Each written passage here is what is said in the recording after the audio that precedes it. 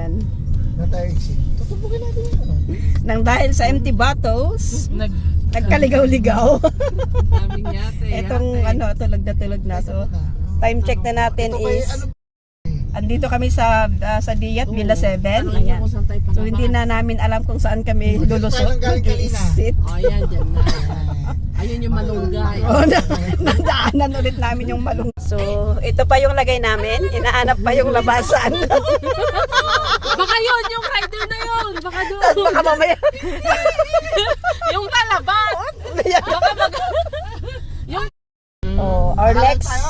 Okay lang kasi... Hintayin natin si Jay. Hindi, dito na lang. Our next stop is sa residence, naman to. Dito lang daw siya. Residence sa Diyat naman tayo. Hello guys. Oh. Yung batang baso.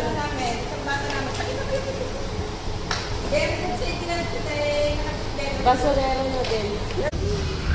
Adriel, look. Uh-oh.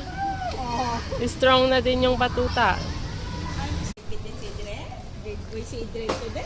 Buti na lang kinaya ng sasakyan ni Kuya Edwin tong mga to.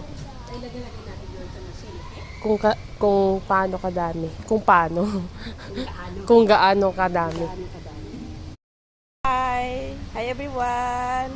With our little pugi. Behave. Naka-recharge na kasi siya eh. And nagbitbit din siya. Ayan ang aming mga bitbit. Diba? That's life. Life must go on.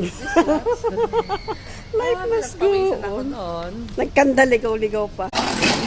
Ito din, curious siya kung anong nangyayari.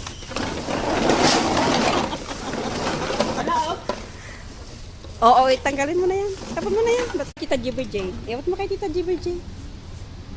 Very. Oo. Bigyan mo. Yan itong bata. Curious din siya kung ano nangyayari. Oh, very helpful din siya. Oh, big boy na talaga itong little busing namin. Oops. Oh, ingatan mo pa kanyang kamay.